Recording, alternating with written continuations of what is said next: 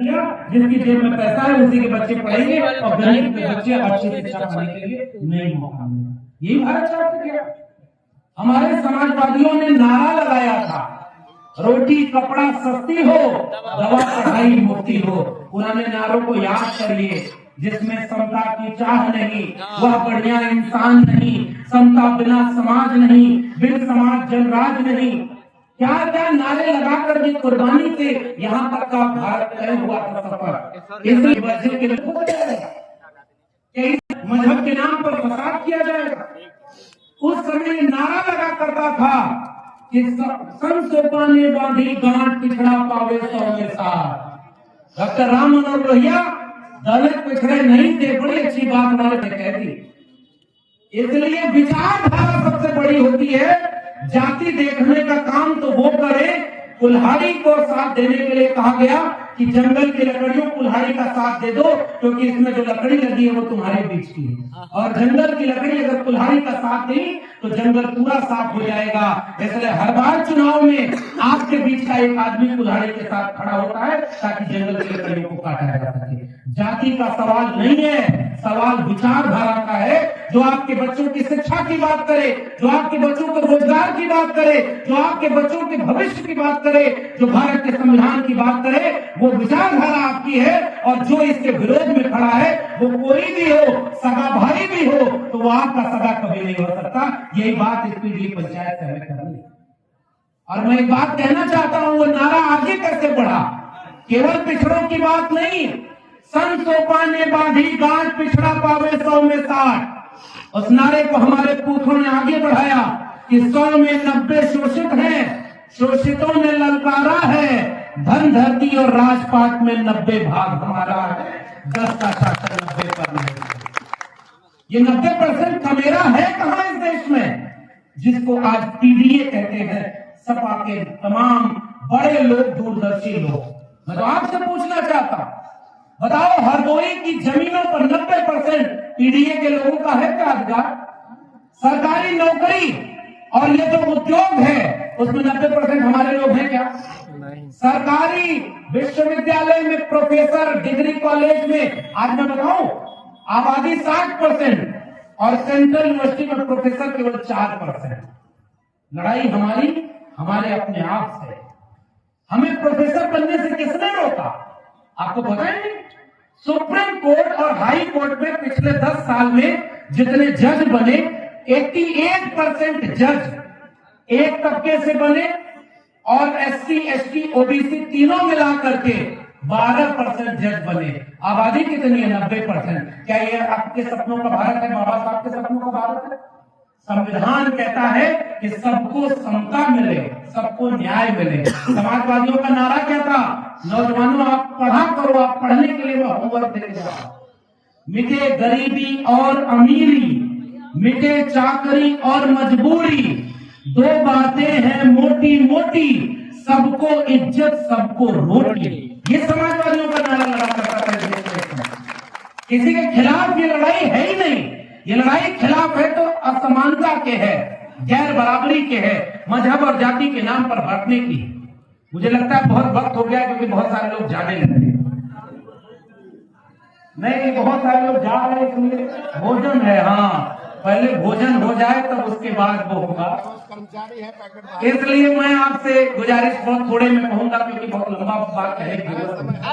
मैं कहना ये चाह रहा था कि जो 90 साल 70 साल लड़ाई लड़ी, भारत का संविधान बड़ी मुश्किल से मिला। जब पहली बार संविधान नहीं था, गांव के लोगों को आपसे गांव में पूछेगा कि संविधान का मतलब क्या है, उसको कैसे समझाएंगे आप कि संविधान ने क्या दिया? मुझे एक प्रतीक याद आता है कि गांव में खटिया तो थी, लेकिन खटिया पर सब नहीं बैठ सकते। हवाई चप्पल जिसके पैर में है सब पहनकर नहीं चल सकते थे। आज भी घोड़ी पर दूल्हा नहीं चल सकता, मूंछ रखने पर मारा जाता है। ये गैर बराबरी थी। संविधान आया तो कहा कि अब खटिया होगी तो सब खटिया पर बैठेंगे और बराबरी और न्याय मिलेगा, इंसान को जाति के नाम पर बांटा नहीं जाएगा। इसलिए हम संविधान की मानने वाली बात करा करते हैं। और जिसको संविधान ने संसद में पहुंचाया वहां खड़े होकर बोलते हैं कि अंबेडकर अंबेडकर अंबेडकर। इसका मतलब क्या है? अंबेडकर का मतलब वो नायक भगवान, लेकिन भगवान से कम भी नहीं, जिन्होंने देश के 90% कमेरा लोगों को न्याय और समता दिया, अधिकार दिया, सम्मान दिया, वो मसीहा है इस देश के कमेरा। इसलिए आज डॉक्टर अंबेडकर के खिलाफ जिन्होंने बोला है संसद में खड़े होकर, उसका जवाब अगर नहीं दिया गया तो याद रखना कि आपने सबसे बड़े नायक का अगर अपमान कर लिया तो फिर कितने मंदिर धोए जाएंगे, कितना घर धुला जाएगा, ये हम रोक नहीं पाएंगे। अभी ये पूर्व विधायक जी बोल रहे थे 27 में अगर लड़ाई आर या पार की नहीं हुई तो मुझे याद आता है कि 1980 के पहले का भारत कहीं वो न लौट के आ जाए। पुराने लोग सब मुझसे सहमत हो, जब खटिया पर सब नहीं बैठ सकते, मजहब और जाति के नाम पर बांट दिया गया। और इसलिए आज वो लोग सरकार में हैं जो 3 काम करते हैं, झूठ, फूट और लूट। झूठ बोलना उनका पेशा है, उनका फर्ज है। वो झूठ इतना बोलते हैं कि उनका एक भी बात सच साबित नहीं होती। फूट वो हमारे आपके बीच में डालते हैं। ओबीसी को ओबीसी से लड़ा दो, 46 में 56 एसडीएम कौन बन गया? एक जाति के लोग बन गए। अब 7 साल से मुख्यमंत्री आप हैं।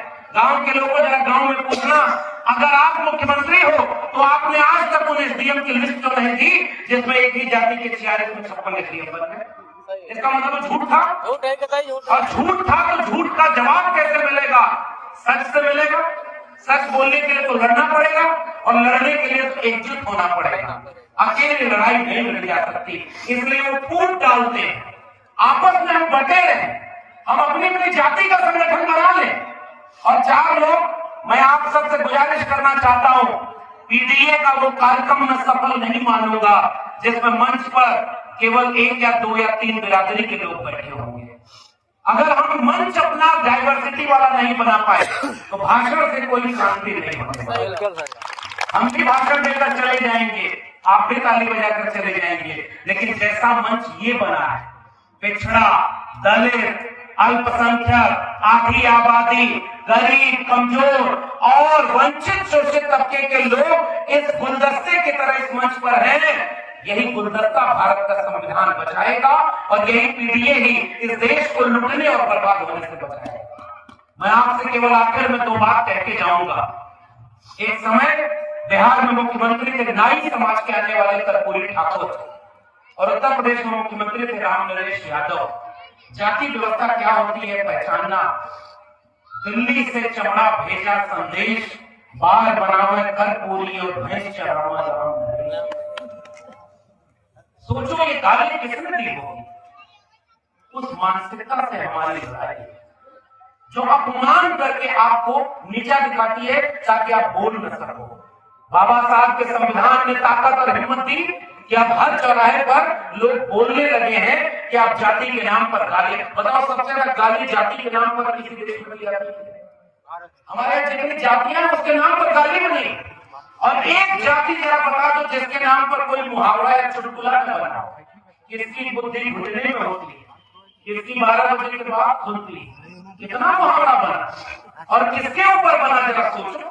मेरे पूर्वांचल में लोग बोलते थे, अरे खड़गड़िया पूर्वी चोर घर सारे।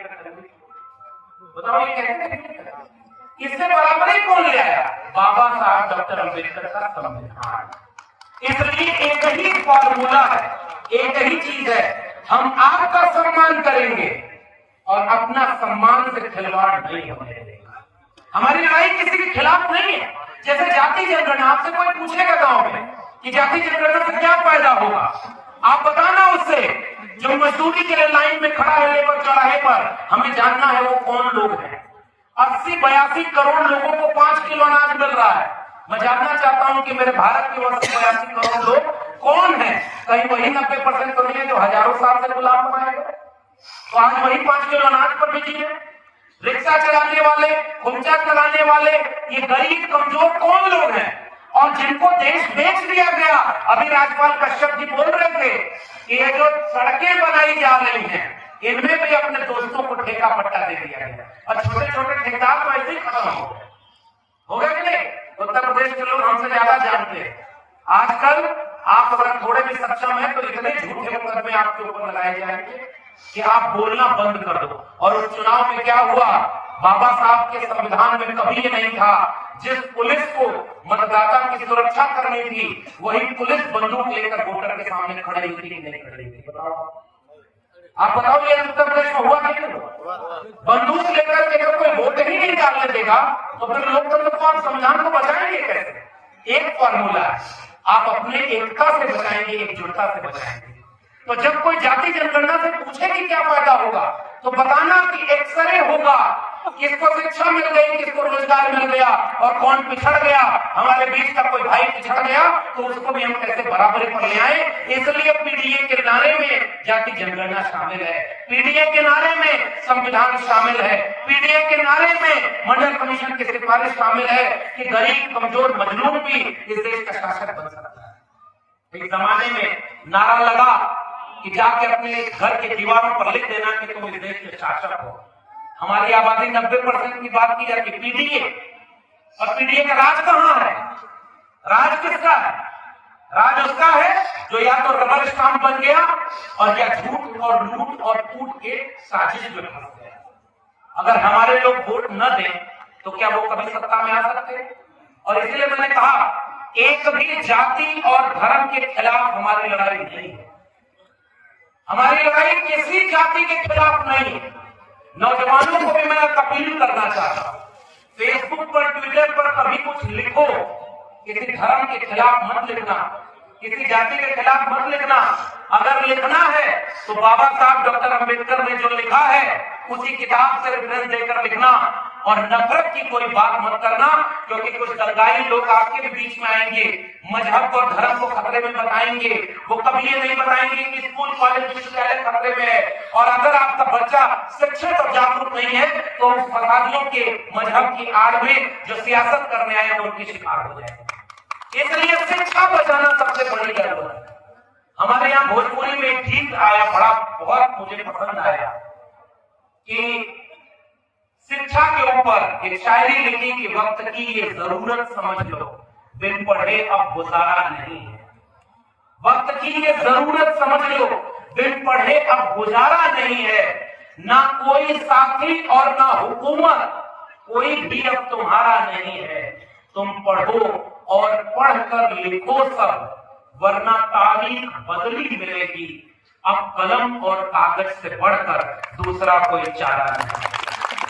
मैं आपसे यही गुजारिश करने आया हूं, और किताब ही हमारा हथियार है, दूसरा कोई हथियार अपने हाथ में पकड़ने की जरूरत नहीं।